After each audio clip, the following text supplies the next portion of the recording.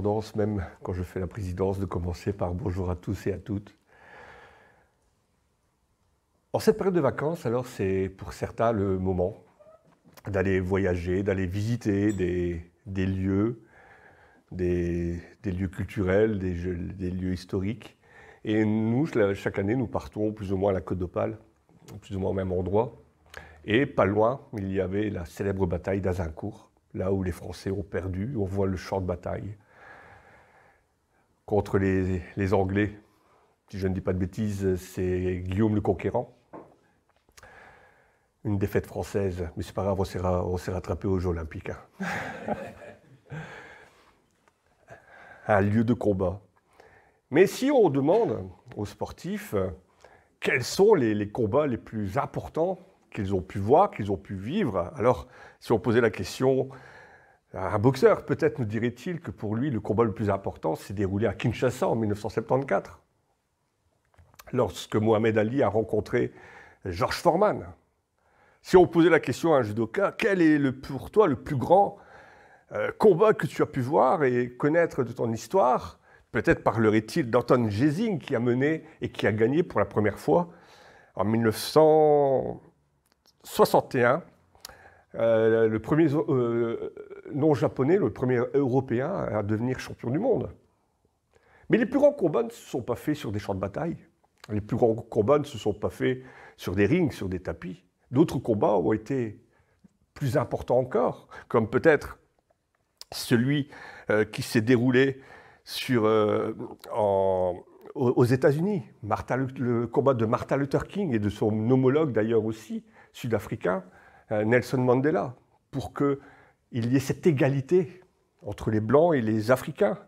Ils se sont battus toute leur vie pour que les Noirs aient les mêmes droits que les Blancs, pour abolir une politique brutale, une politique raciste. En France, le combat de Badinter pour l'abolition de la peine de mort. En voilà encore un combat qui valait la peine d'être vécu, un combat qui valait la peine d'être gagné. Et tellement d'autres combats importants. La liste serait trop longue. Des combats, des luttes contre des institutions, des idées reçues, des idées préconçues. Et ce sont des combats tout aussi durs. Et d'ailleurs, Martin Luther King y a laissé sa vie dans ce combat. Mais je pense que si on avait cette capacité de les faire revenir et leur demander « Est-ce que tu changerais quelque chose de ta vie ?» Je suis persuadé qu'ils diraient non. Non, je ne changerai rien, parce que ce combat devait être mené. Ce combat devait être mené. Quand on réfléchit au combat de Martin Luther King, quand on pense que l'abolition de l'esclavage aux États-Unis avait été plus ou moins décrétée lorsque, à la fin de la guerre, de l'indépendance, avec Abraham Lincoln. Et c'est seulement Martin Luther King, il y a peu de temps de cela, quand on regarde au niveau de l'histoire, que ça a été mis en place. Quel combat! Se positionner quand on est face à une injustice, faire de l'injustice son cheval de bataille, c'est-à-dire en faire sa cause, son combat privilégié, accepter les responsabilités de son positionnement et en accepter aussi les coûts, les conséquences de ses choix, c'est faire preuve de maturité. Et le chrétien est appelé à faire preuve de maturité. Il est appelé à faire preuve de maturité, il est appelé à se positionner. Être chrétien, ce n'est pas seulement avoir pris son baptême. On se dit, on passe devant un temple, oh, il y a de la lumière. Alors on rentre. En plus, on a un peu de temps, le train n'est pas encore là. La musique était chouette et le café à la fin était bon. Il faisait chaud, les gens sont agréables. Alors je me suis dit, je vais prendre mon baptême. Après tout, ça a l'air chouette. Ça a l'air bien. Et on se positionne, on va... Mais c'est pas ça être chrétien. C'est pas ça être chrétien. Être pasteur, c'est la même chose. Un jour, on donne un coup trop fort sur ce petit orteil avec un marteau. On ne sait plus travailler. On se dit, mais qu'est-ce que je vais faire maintenant? Ah ben pourquoi je ne serai pas pasteur? Non, c'est pas ça. C'est beaucoup plus que ça, c'est accepter des responsabilités. J'en parlais dimanche dernier, ma grand-mère disait souvent « T'as voulu un vélo, pédale ». Quand tu prends un arbre, tu dois prendre les racines avec. Et être chrétien, c'est cela. C'est accepter les responsabilités, accepter les conséquences de ses choix et se positionner. Soit on est croyant, soit on ne l'est pas. Combien de fois n'entendons-nous pas cette petite citation « Je suis croyant, non pratiquant ». J'aime mon père, mais je lui téléphone jamais. J'aime ma femme, mais je ne lui offre jamais de fleurs. Je ne vais jamais avec elle faire des promenades. Mais je l'aime, mais je suis mari non pratiquant. Non, c'est une blague. C'est une blague, c'est pas sérieux. Si tu crois en Dieu, mais si tu n'agis pas en conformité avec ce que tu dis, ou tu ne vis pas en conformité avec ce que tu prêches, ben, ta foi, elle est morte en fait. Tu n'es pas croyant, tu n'es pas chrétien, c'est pas possible. Vous avez des personnes qui se positionnent comme chrétiens, mais vous les entendez sur Facebook, vous les entendez sur Internet ou à la télévision, et on se dit, mais il est vraiment chrétien, lui. Alors, ce n'est pas un jugement que je pose, mais on se dit, mais j'ai raté quelque chose. J'ai raté quelque chose. Celui qui dit « j'ai connu Dieu » et qui ne garde pas ses commandements est un menteur et la vérité n'est pas en lui. Ce n'est pas moi qui le dis, c'est Jean, 1 Jean 2, 4. C'est un petit peu comme prendre la Sainte Seine aussi. On ne prend pas la Sainte Seine à la légère, ou parce que tout le monde le fait. Nous le répétons souvent, la Seine, à la différence de nos amis catholiques, qui considèrent que le pain et que le vin est une réelle transformation dans la personne de Jésus, pour nous, est un acte symbolique. Mais un acte symbolique n'en est pas moins important. Lorsque je manifeste quelque part, et que cette manifestation a une connotation politique, si j'en fais partie, ma présence n'est que symbolique, mais ça veut dire que quelque part, j'adhère aux idées de la manifestation. Même si c'est symbolique, c'est important, et prendre la Sainte Seine, c'est important. C'est important de garder en mémoire le sacrifice expiatoire de Jésus. Et ce repas, même s'il est symbolique, il représente tellement de choses, tellement d'éléments. C'est essentiel à notre culte, et je ne dois pas prendre ça à la légère. Je me positionne, quand je suis devant la table, je me positionne. 1 Corinthiens 11, 28, 29, c'est pour ça que Paul, d'ailleurs, et c'est ce qu'on devrait le faire à chaque scène, mais Paul rappelle que lorsque l'on prend sans discerner les choses, c'est un jugement que l'on prend contre nous-mêmes.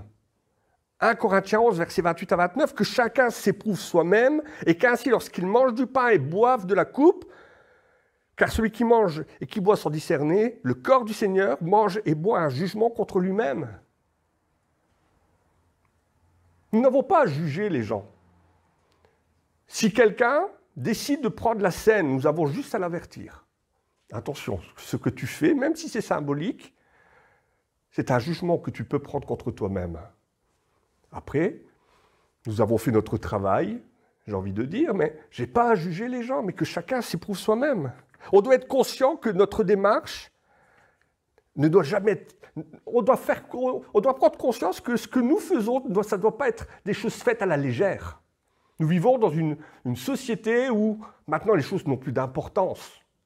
On fait ce que l'on veut, on parle de droit, mais jamais de devoir. Et en tant que chrétien, je dois garder à l'esprit que ce que je fais, ce que je dis a de l'importance. Nous sommes soldats de Dieu, nous sommes enfants de Dieu, soldats du roi des rois. Nous avons fait ce choix. Enfin, si vous êtes présents aujourd'hui, vous avez fait ce choix. Un choix de prendre ce baptême, de prendre part à l'armée du Seigneur, accepter les conséquences, grandir en maturité. Et c'est une responsabilité. Nous sommes soldats. Nous avons fait le choix de nous positionner avec Christ contre Satan. Et contrairement à ce que l'on peut croire, Satan existe. La plus grande des œuvres de Satan, c'est de faire croire qu'il n'existait pas. Mais il existe. Nous nous sommes positionnés pour la vérité contre le mensonge, pour la lumière contre les ténèbres, pour la vie contre la mort. Nous avons fait ce choix de la porte étroite face à un chemin facile. mais un chemin de perdition. Matthieu 7, versets 13 à 14, Jésus nous dit ceci. « Entrez par la porte étroite, car large et spacieux le chemin qui mène à la perdition. Il y a beaucoup qui entrent par cette porte étroite, et la porte resserrée, le chemin qui mène à la vie, il y en a peu qui la trouvent. » Nous sommes face à un carrefour de vie. Spirituellement, la nationalité suisse n'existe pas. La neutralité n'existe pas. On est avec Jésus contre Satan. On n'est pas positionné au milieu et l'être humain a ce choix de vie. Dieu nous demande, même si nous sommes sauvés par grâce, Dieu attend de ses enfants un positionnement, une responsabilité que nous avons à prendre. Quel chemin choisis-tu? Choisis la vie ou choisis-tu la mort? Moi, je voudrais que tu choisisses la vie pour que tu vives. C'est ce que le Seigneur nous dit. Il nous laisse ce choix. Mais Dieu attend de nous quand même quelque chose. Et nous nous sommes positionnés en tant que chrétiens, et il attend encore de nous quelque chose, un positionnement. Es-tu chrétien pratiquant? Est-ce que tu pratiques ta foi? Ou est-ce que tu es chrétien non pratiquant, mais dans ce cas-là, tu n'es pas chrétien en fait. On ne peut pas manger à deux tables. On ne peut pas servir de maître. Et la vie chrétienne est un combat. Et ça demande de la discipline. Comme tous les militaires, ça demande de la discipline.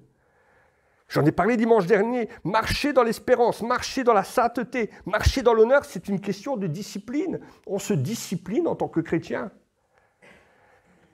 Comme dit ce cantique que vous connaissez, « Debout, sainte corde, soldats du roi des rois, tenez d'une main forte l'étendard de la foi. » Que se passe-t-il quand une sœur ou un frère en Christ se positionne? Que se passe-t-il? Eh bien, il y aura des combats à mener. Il y a des luttes à mener. Comme le dit ce dicton, j'en ai déjà parlé, quand Dieu construit une église, le diable construit un autel.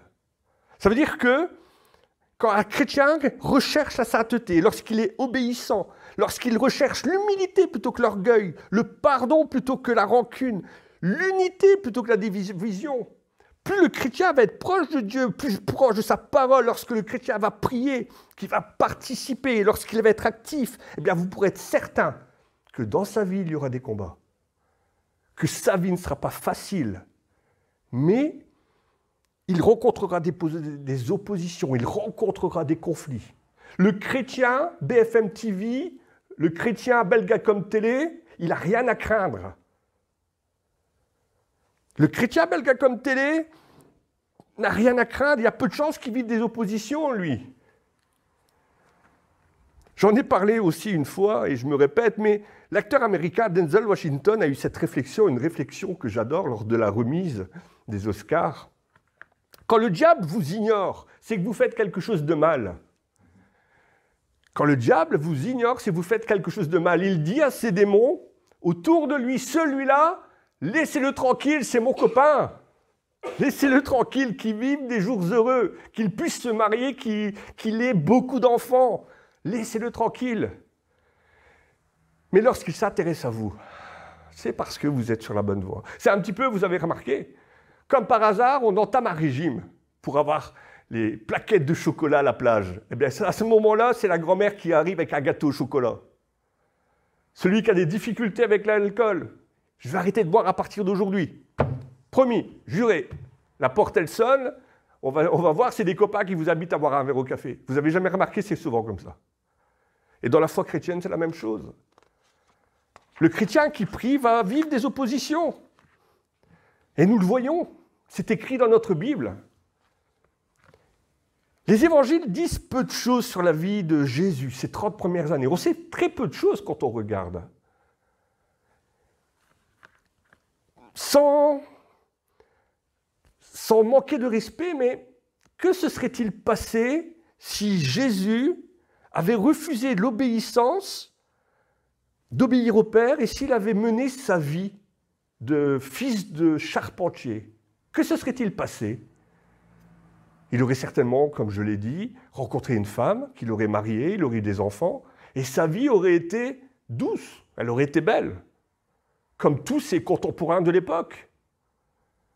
Mais remarquez, comment et par quoi débute son ministère terrestre? 40 jours dans le désert, 40 jours de combat avec le diable. Vous retrouvez cela dans Luc, chapitre 4, versets 1 à 13. Relisez cela. Les premiers moments de sa vie, lorsqu'il va rentrer dans son ministère, dans l'obéissance du Père, il les commencera en combattant le diable 40 jours dans le désert. Et tout au long de sa vie, il y aura ces combats contre l'adversaire, en guérissant des démons, en ressuscitant des morts, en guérissant des lépreux. Sa vie sera un combat de tout le temps. Et à Gethsémani, on voit l'intensité de ce combat. Il est écrit dans Luc 22, 44 que Jésus étant à l'agonie, il priait plus instamment et la sueur devint comme des grumeaux de sang qui tombaient par terre. Preuve de l'intensité de son combat. Et à la croix, c'est le summum de cette victoire, mais de combat aussi. Lorsque Paul va arriver à Éphèse, tout de suite, il va se mettre à prêcher l'Évangile. Relisez Actes 19, verset 10. Et vous verrez qu'il n'a pas fallu longtemps pour qu'il s'attire la colère des religieux et des fabricants d'orfèvres, ceux qui construisaient les idoles pour mettre dans les temples. Et tout de suite, presque tout de suite, ils vont chercher à le mettre à mort. Et les apôtres vont vivre des combats. Et de nos jours, les véritables chrétiens, ceux qui vivent vraiment pour l'Évangile, vivent des combats. Et Jésus nous a prévenus de cela. C'est la Bible que nous avons, ce n'est pas les romans à l'eau de rose, comme on le disait dans le temps. Si le monde vous hait, sachez qu'il m'a haï le premier. Des combats, des divisions même au sein de notre propre famille. Et souvent d'ailleurs même au sein de notre propre famille. Il est écrit que des filles vont être en révolte contre leur père. Il y aura des divisions entre le père et le fils, la mère et la fille, la mère et la belle-fille. Et plus nous nous rapprochons de Dieu, plus le diable intensifie ses attaques. Satan cherchera toujours des points d'attaque, des faiblesses à exploiter. L'apôtre Paul savait cela. Il savait que là où il y a des possibilités spirituelles, il y a aussi des combats à mener. Des oppositions et du danger. À Corinthiens 16, verset 9, en parlant toujours de l'église d'Éphèse, l'apôtre Paul dit ceci: une porte grande et un accès efficace mais ouvert. Mais les adversaires sont nombreux. Paul savait que là où il y a des possibilités, il y a des combats. Une porte lui est offerte pour apporter l'évangile, mais des adversaires sont nombreux. Et ils sont nombreux dans nos vies personnelles. Ils sont nombreux contre l'Église. Ils sont nombreux contre les pasteurs, les anciens, les diacres, les missionnaires. Est-ce qu'on accepte cela? Est-ce qu'on accepte de prendre les coups? Vous savez, j'ai, dans ma jeunesse, fait le sport le plus chrétien possible, c'est la boxe. Il y a plus de plaisir à donner qu'à recevoir. Et souvent, les gens, vous savez, les gens, c'est comme ça. Lorsqu'on regarde un film à la télévision, Rocky, le lendemain matin, dans les salles de boxe, il y a plein de jeunes qui sont là. Et on se dit, c'est facile. Il n'y a qu'à Foc. Il n'y a qu'à Foc donner. Et quand on rentre dans le ring, ou dans une cage, ou sur un tapis, qu'on est seul, face à quelqu'un, et qu'on se prend un premier coup, là, on se dit, ouh, c'est pas comme à la télé, ça fait mal. Mais quand on prend, et quand on a envie de pratiquer un sport comme celui-là, je considère un très beau sport, mais on doit accepter de prendre des coups. On doit accepter, ça fait partie du jeu. Lorsqu'on monte sur un terrain de football, il faut accepter de se faire tacler, il faut accepter cela. Pourquoi le chrétien alors n'est pas dans cette dynamique? C'est-à-dire, je prends mon baptême et je ne veux pas trop, alors je ne vais pas trop m'impliquer. Non. Si tu es chrétien, si tu as accepté, tu as fait le meilleur choix et le plus beau choix de ta vie, est-ce que tu acceptes d'aller un peu plus loin avec Dieu, de te positionner et dans ce cas-là de prendre des coups? Est-ce que tu acceptes ce défi?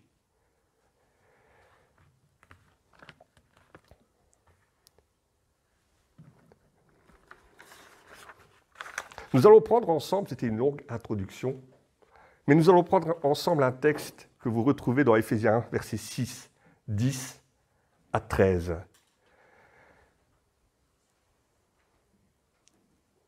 Éphésiens, chapitre 6, versets 10 à 13. Et Paul nous dit ceci, « Au reste, fortifiez-vous dans le Seigneur. Et par sa force toute puissante, revêtez-vous de toutes les armes de Dieu, afin de pouvoir tenir ferme contre les ruses du diable. Car nous n'avons pas à lutter contre la chair et le sang, mais contre les dominations, les autorités, contre les princes de ce monde, de ténèbres, contre les esprits méchants dans les lieux célestes. C'est pourquoi prenez toutes les armes de Dieu afin de pouvoir résister dans les mauvais jours et tenir ferme après avoir tout surmonté. » Amen. Vendu comme cela, c'est pas vendeur. Hein. Je suis en train de vous dire, impliquez-vous avec Dieu, marchez avec lui, combattez avec lui, et vous prendrez des coups. C'est pas vendeur. C'est comme si on sortait maintenant pour de l'évangélisation et on leur dit, est-ce que votre vie est trop facile? Est-ce que vous avez envie de combat et de conflit? Venez à l'église. Non, nous vivons des temps fabuleux avec Dieu. Nous voyons la présence de Dieu dans nos vies. Nous voyons son amour à travers une multitude de choses, à travers la création. Mais c'est vrai que ça fait partie du jeu. C'est le lot de toutes choses. Et les anciens, je crois, si on pose la question aux anciens pasteurs et aux diacres plus anciens dans la foi, je pense qu'ils nous diront « Des combats dans ma vie, j'en ai mené. Hein. » Mais ça vaut la peine d'être mené. À vaincre sans péril, on triomphe sans gloire. Un jour, on sera tous ensemble auprès du Seigneur et on se dira « Ça n'a pas été facile, mais on y est parvenu. » C'est comme une balade en montagne. Le chemin est rocailleux, les cailloux blessent, mais lorsqu'on arrive et qu'on est face à ce panorama, on se dit « Ça valait la peine. Ça valait la peine d'être vu. Ça valait la peine de faire cet effort. » Ah, si j'étais resté dans mon canapé en regardant le Tour de France, où c'est vrai que je ne me serais pas fatigué, mais je serais passé à côté de cela. Alors oui, ça valait la peine. Je parlais tout à l'heure de l'ouverture des Jeux Olympiques et c'était sous tension. C'était sous tension parce qu'on craignait des attentats, on craignait à la sécurité des gens et aux choses qui pouvaient perturber le bon fonctionnement de cette cérémonie. Mais quand on y regarde de près, le danger n'est pas venu de l'extérieur, il est venu de l'intérieur avec cette représentation qui ressemblait plus à une Gay Pride qu'à une ouverture sportive. Et pour l'Église, c'est un petit peu la même chose. On prend la peine de construire l'Église avec des briques, avec du ciment, faire quelque chose de bien, et on prend peut-être moins de la peine de réfléchir à ce qui se passe à l'intérieur et du danger qu'il peut y avoir. J'ai souvent pris cet exemple, mais je trouve... Vous allez peut-être en avoir marre de mes exemples que je répète souvent, mais il est tellement preneur. Alors, le jour où j'aurai un autre exemple à donner, je le changerai. Mais le bateau, le problème du bateau, ce n'est pas l'eau qui est à l'extérieur. Le bateau n'a rien à craindre de l'eau qui se trouve à l'extérieur. Le danger, c'est quand l'eau rentre à l'intérieur. Et c'est ça pour l'Église, le danger. Le danger, ce n'est pas qu'il y ait à l'extérieur de nous des sectes ou des mouvements LGBT, etc. Ce n'est pas ça le problème. Le problème, c'est quand ces mouvements-là rentrent à l'intérieur de l'Église. Et ce sont des attaques du diable. N'ayez aucun doute sur ça, ce sont des attaques du diable. Paul dira aux anciens d'Éphèse, acte 20, versets 29 à 30, « Il s'introduira parmi vous, après mon départ, des loups cruels, qui n'épargneront pas le troupeau. Il s'élèvera du milieu de vous des hommes qui enseigneront des choses pernicieuses pour entraîner les disciples avec eux. » C'est-à-dire, on doit faire attention, effectivement, de bien construire le bâtiment, mais de bien construire spirituellement ce qui est dit, en étant toujours sur la base de l'Évangile, la parole de Dieu. C'est ma boussole, c'est mon critère, c'est mon chemin, c'est mon critère de vie. Sur quoi je vais bâtir ? Pour ceux qui étaient présents, rappelez-vous, je vous ai dit un jour que le livre de l'Apocalypse était un haut-parleur. C'était un haut-parleur, un amplificateur. Et dès le début, le Seigneur adresse des avertissements aux églises, c'est-à-dire à veiller leur sainteté, à veiller sur leur sainteté, sur leur pureté. Il est écrit, vous connaissez comme moi, vous serez saints car je suis saint. Et dès le début, tout l'évangile parle de cela. Mais le livre de l'Apocalypse, en fait, lorsque Jésus s'adresse aux églises, il leur dit, maintenant, soyez saints, parce que je reviens bientôt. Plus question de s'amuser. L'enseignement, vous l'avez reçu dans son entièreté, maintenant, soyez saints. Et nous voyons à travers les églises de l'Apocalypse de quelle manière le diable s'attaque aux églises. Éphèse, ils ont abandonné leur premier amour. Et le manque d'amour, c'est une porte ouverte au diable. Parce que ce que l'Église, elle peut construire, s'il n'y a pas d'amour, ça ne sert à rien. Le manque d'amour est une porte ouverte au diable. 1 Corinthiens 13. Si je n'ai pas d'amour, je ne suis rien. Pergame, le danger des compromis, l'un des pires dangers de l'Église. Négocier avec le diable. Copier le monde. Le monde fait comme cela, eh bien l'Église fera comme ça parce que on ne veut pas être en adéquation avec le monde. Ça va faire venir des gens. Thyatire, elle négocie même plus, elle, avec le diable. Elle tolère le péché. Elle est victime de Jézabel. Mais à force de tout tolérer, on finit par tout accepter. Vous savez, je travaille en cuisine, et quand on est dans ces meubles, on ne fait plus attention aux détails. Et parfois, c'est bon de faire venir un audit et lui dire, voilà, qu'est-ce qui te choque dans la manière dont la cuisine est. Et là, parfois, vous êtes surpris en disant, mais ça ne fait pas propre, la poubelle mise comme ça. Les caisses qui traînent, là, ça ne fait pas propre.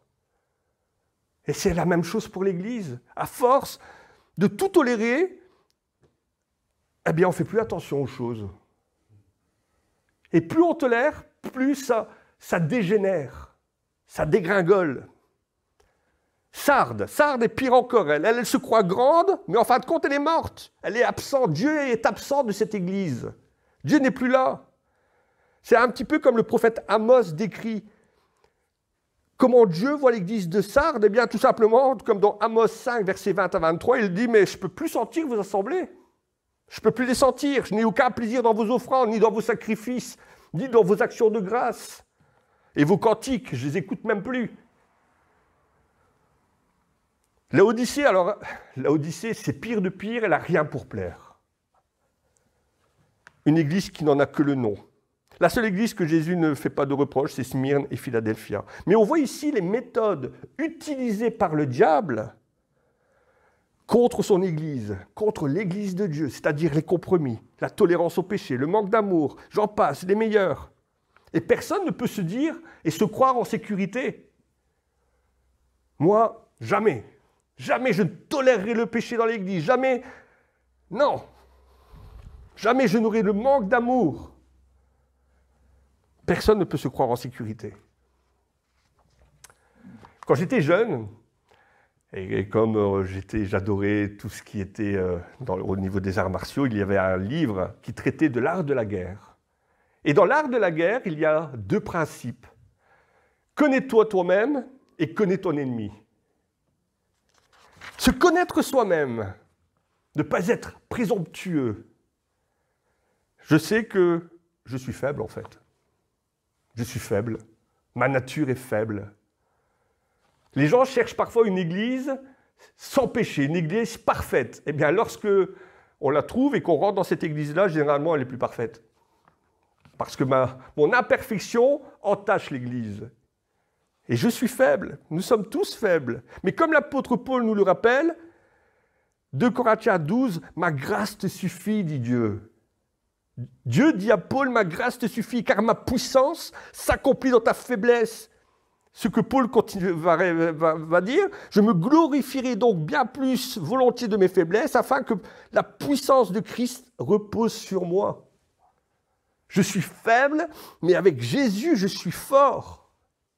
Alors ça, c'est rassurant quand même. La force du chrétien repose sur son Seigneur. C'est quand je suis faible, eh bien en fait, je suis fort. Parce que c'est la force de Jésus qui repose et qui me permet d'accomplir ce que, humainement parlant, je ne peux pas accomplir. L'important, ce n'est pas d'être fort, c'est l'origine de la force. Et elle vient de mon Seigneur. Philippiens 4,13, « Je peux tout par celui qui me fortifie. » Et le Seigneur met pour chacun des croyants à sa disposition des armes afin de tenir fort, afin d'être ferme dans les épreuves. La vérité pour ceinture, la cuirasse de la justice, les chaussures du zèle, le bouclier de la foi, le casque du salut et la prière, prier par l'esprit. Vous rendez-vous compte qu'un chrétien à genoux dans la prière fait trembler le mur des enfers. On ne se rend pas compte de la puissance de la prière. Comme moi, vous avez peut-être déjà vu des reportages sur les camps militaires. Et on les voit en tenue de combat, avec leur casque, comme ça s'est vu aussi dans les tranchées de 14-18 et de 40-45, dormir avec leurs fusils, avec leurs casques, avec leur sac à dos, prêts à l'action. Dans les tranchées en 14, ils n'avaient pas leurs pantoufles et leurs pyjamas avant d'aller coucher. Hein. Ils dormaient en position et prêts à charger l'ennemi. Et le chrétien, il est appelé à revêtir de la même manière ses armes en tout temps et tout le temps. Et non pas de temps en temps comme un outil que l'on utilise et qu'on met de côté.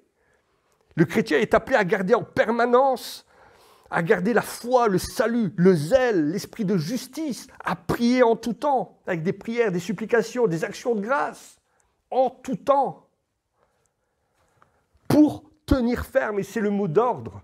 C'est ce qui nous est demandé, tenir ferme.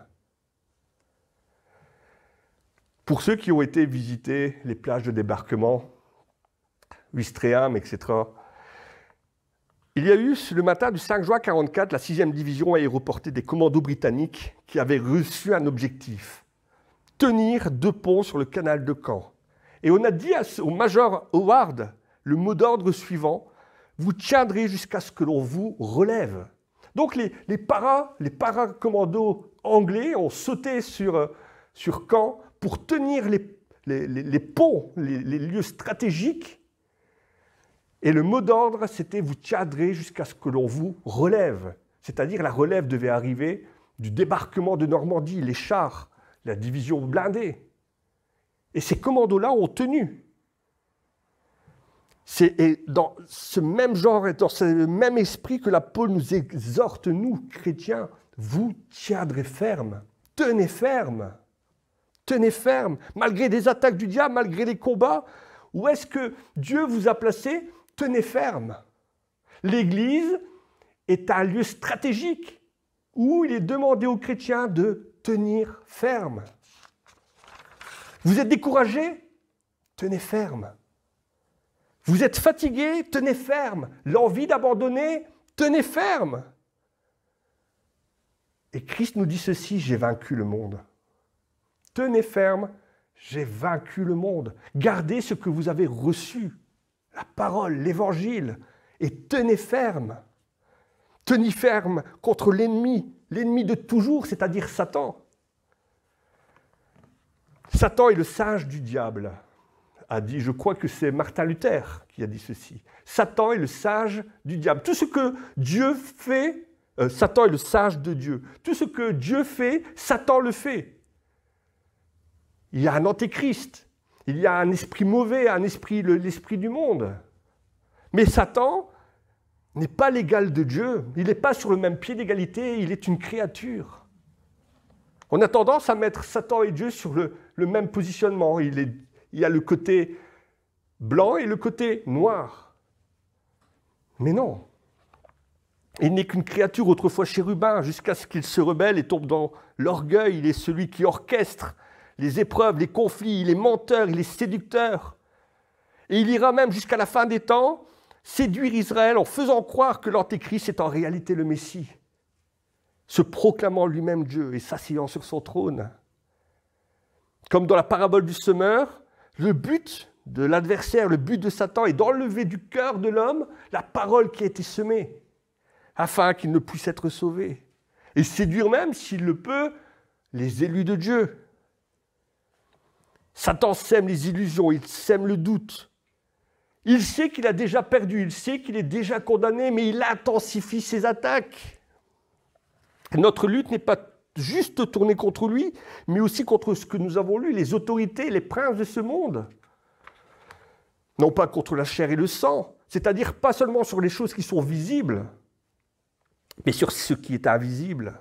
Un petit peu à l'image du virus, vous savez. Un virus, c'est terriblement petit. Mais combien de dégâts, combien d'épidémies meurtrières? Comment une structure si microscopique peut faire tant de dégâts? Les idées négatives, les idées sataniques, les idées démoniaques ont contaminé des structures politiques et même religieuses. Elles contaminent l'humanité et leurs retombées sont meurtrières. Prenez l'exemple du conflit israélo-palestinien. C'est un bourbier. C'est vraiment un bourbier. Parce que, en fait, cette idéologie antisémite contre le peuple de Dieu, elle a toujours existé. Et on aura beau même se battre contre des gens, l'idée, elle demeure. Le nazisme, la mort d'Hitler n'a pas mis fin au nazisme. Et nous le voyons encore à la télévision. L'antisémitisme existe et il existe toujours. En 1865, comme je le disais tout à l'heure, avec la victoire d'Abraham Lincoln, les États-Unis ont mis fin à ce qui aurait dû être le racisme et cette politique raciste. Mais regardez encore aujourd'hui, à l'heure actuelle, le nombre de morts par racisme aux États-Unis. C'est un petit peu comme supprimer un terroriste ne met pas fin aux idées des terroristes. C'est un peu comme l'histoire de l'hydre dans la mythologie, vous lui coupez une tête, deux autres sortent. Et les chrétiens ont à lutter contre ces idées antisémites, ces idées racistes. Ils ont à lutter et à tenir ferme contre ça. C'est notre combat à mener contre ces idées dominantes sataniques. Combattre, les dénoncer, elles sont nombreuses. Notre victoire tient dans la fermeté. Nous en remettre à Dieu, lui faire confiance. Celui qui est en nous est plus grand que celui qui est dans le monde. L'Église est en guerre et elle le restera jusqu'à ce que le Seigneur revienne et qu'il prenne les choses en main. Et le Seigneur nous donne la force de tenir et les armes pour résister dans les jours mauvais. Tout ce que nous avons à faire dans cette guerre spirituelle, c'est tenir ferme. Et c'est le mot d'ordre, c'est ce que j'ai envie de vous apporter aujourd'hui, vous encourager à cela aujourd'hui, tenir ferme. Jacques 4, 7, résistez au diable, il fuira loin de vous. Et l'apôtre Pierre dit ceci, soyez sobres, veillez. Votre adversaire, le diable, rôde comme un lion rugissant, cherchant qui il va dévorer. Résistez. Résistez-lui avec une foi ferme. 1 Pierre 5, versets 8 à 9. Les chrétiens sont des sentinelles. Nous sommes des sentinelles. Nous sommes placés dans l'Église comme des sentinelles sur la muraille. Nous avons à observer, à prévenir du danger. On ne demande pas à la sentinelle de partir à l'assaut lorsque l'ennemi arrive. On lui demande de tenir ferme, d'être sobre, de veiller, et on lui demande d'avertir. D'avertir et de prévenir le commandant du danger. Le commandant, c'est Dieu. Nous en remettre à lui. Lorsque le Titanic traversait les flots, je pense à ce petit bonhomme qui était tout en haut de la tour de Pi, qui a vu cet iceberg arriver, qui a sonné la cloche. Pendant ce temps-là, les gens dansaient, chantaient, buvaient dans les salles. Ils s'amusaient.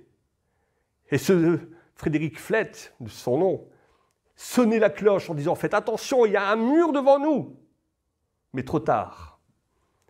Et nous, en tant que chrétiens, nous sommes face à ce défi. Tenir ferme et veiller. Nous voyons les choses arriver.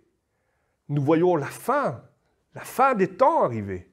Nous le voyons à travers la télévision, nous le voyons à travers ce que le monde nous montre. Et nous avons à avertir, à apporter cette bonne nouvelle de l'Évangile, à l'apporter comme des sentinelles. Tel le prophète Ézéchiel, qui a été appelé à être un guetteur pour Israël, nous sommes aussi, nous autres en tant que chrétiens, appelés à être des guetteurs, là où nous avons été placés. Et je vous laisse ce dernier verset. Ce verset qui nous parle et qui nous place devant nos responsabilités. Fils de l'homme, Ézéchiel 3,17. Fils de l'homme, je t'établis comme sentinelle sur la maison d'Israël. Tu écouteras la parole qui sortira de ma bouche et tu les avertiras de ma part. Quand je dirai au méchant, tu mourras, si tu ne l'avertis pas, si tu ne parles pas pour détourner le méchant de ses mauvaises voies et pour lui sauver la vie, ce méchant mourra dans le péché et je réclamerai ce sang. Voilà notre responsabilité. Avertir, tenir ferme, rester sobre, rester vigilant, nous munir de toutes les armes qui ont été mises à notre disposition, prier en tout temps.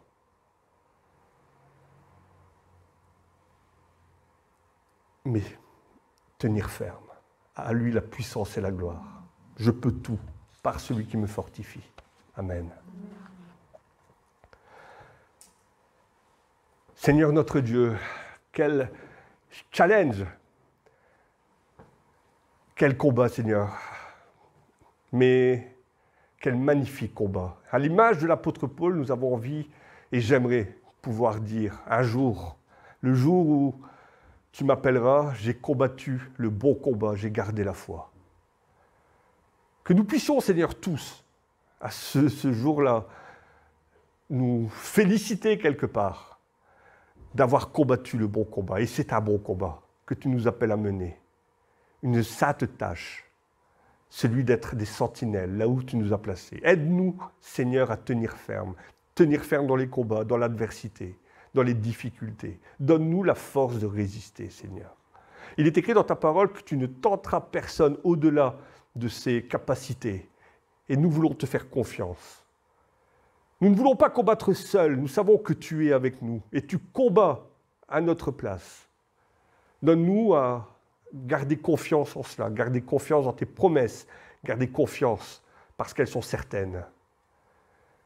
Seigneur, il y a beaucoup de combats à mener, peu d'ouvriers à la tâche. Appelle, Seigneur, au ministère, qu'il y ait des pasteurs, des anciens, des diacres, des personnes qui se lèvent pour toi, Seigneur. Pour ce saint combat. À toi la puissance et la gloire. Amen.